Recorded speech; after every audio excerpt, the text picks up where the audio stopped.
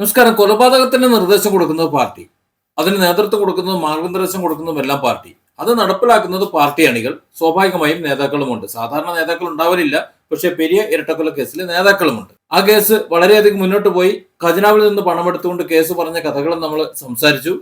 കോടതി ഏതായാലും അതിൽ 14 പേരെ കുറ്റക്കാരെന്ന് കണ്ട് ശിക്ഷിക്കുകയും ചെയ്തു. നേതാക്കന്മാരും അതുപോലെ അനുഭാവികളും എല്ലാവരും അതിലുണ്ട്. ഇരട്ട ജീവപര്യന്തം മുതൽ 5 വർഷം വരെ തടവുകൾ അതിനകത്തുണ്ട്. അപ്പോൾ ആ നിലയിൽ ശിക്ഷിച്ചു കഴിഞ്ഞു.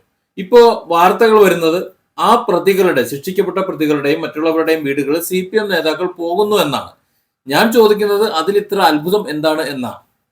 കണ്ണൂരിലും മറ്റ് പ്രദേശങ്ങളിലുമെല്ലാം ഇതിനു മുമ്പ് ബോംബ് സ്ഫോടനങ്ങൾ ഉണ്ടായിട്ടുണ്ട്. അതായത് CPM അണികളോ മറ്റാരുമോ അല്ല, ഡിവൈഎഫ്ഐക്കാരൊന്നും അല്ല ബോംബ് പൊട്ടിക്കുന്നത്, അതെങ്ങനെയോ തനിയെ വീണ് പൊട്ടിയതാണ് എന്ന് പറയുകയും ചെയ്യും. എന്നാൽ അതേസമയം ആ സ്ഫോടനത്തിൽ ആരെങ്കിലും മരണപ്പെട്ടിട്ടുണ്ടെങ്കിൽ അവരുടെ വീട്ടിലും, അല്ലെങ്കിൽ പരിക്ക് പറ്റിയിട്ടുണ്ടെങ്കിൽ അവരുടെ വീട്ടിലുമൊക്കെ പിന്നീട് CPM നേതാക്കൾ എത്തുകയും ചെയ്യും. അതിൽ മരണപ്പെട്ടവരെ രക്തസാക്ഷികളാക്കി പ്രഖ്യാപിച്ചുകൊണ്ട് രക്തസാക്ഷി മണ്ഡപവും സൃഷ്ടിക്കും. ഇതൊക്കെയാണ് നിലവിലെ അവസ്ഥ. അതുപോലെ കൊലപാതകത്തിലേക്ക് വിട്ടുകഴിഞ്ഞാൽ ഇപ്പോൾ ADM നവീൻ ബാബുവിന്റെ മരണം കഴിഞ്ഞ ശേഷം ജയിലിലേക്ക് പോയ PP ദിവ്യ ജാമ്യം കിട്ടി പുറത്തു വരുമ്പോൾ ആരൊക്കെയാണ് സ്വീകരിച്ചത് നമ്മൾ കണ്ടല്ലോ. പിന്നെ വിദ്യാർത്ഥി തലങ്ങളിലേക്ക് ഇറങ്ങി വന്നു കഴിഞ്ഞാൽ നമുക്കറിയാം എന്താണ് ഇവിടെ സംഭവിക്കുന്നത് എന്ന്. ഈ കുറ്റകൃത്യം ചെയ്തവരെ സംരക്ഷിക്കാനാണ് CPM എന്ന് പറയുന്നത്. സിദ്ധാർത്ഥന്റെ കേസിൽ SFI വിദ്യാർത്ഥികളെ സംരക്ഷിച്ചത് കണ്ടില്ലേ? എന്തിന് ഗവർണറെ ശരിയാക്കാൻ വേണ്ടി, അന്ന് ഗവർണറായിരുന്ന ആരിഫ് മുഹമ്മദ് ഖാനെ ശരിയാക്കാൻ വേണ്ടി SFIയുടെ പ്രവർത്തകർ ഇറങ്ങിയപ്പോൾ അവരെ ശരിയാക്കിയത് കണ്ടില്ലേ?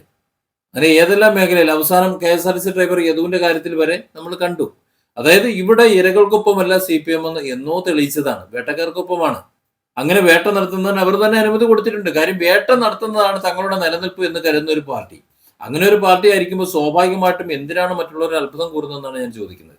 ഇവിടെ പ്രതികളായി ജയിലിൽ പോകുന്നവരുടെ എല്ലാ കാര്യങ്ങളും ഇനി പാർട്ടിയാണ് നോക്കുക. അവരവിടെ കിടക്കുമെന്നാണ് പറയുന്നത്. ഇനിയിപ്പോൾ അടുത്ത ഹൈക്കോടതിയിലേക്ക് പോകുമായിരിക്കും. അത് കഴിഞ്ഞ് സുപ്രീം കോടതി വരെ പോകും.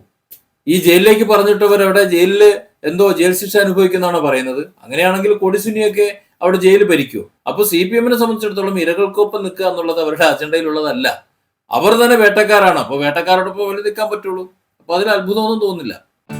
Different angles. Don't forget to subscribe and support this channel.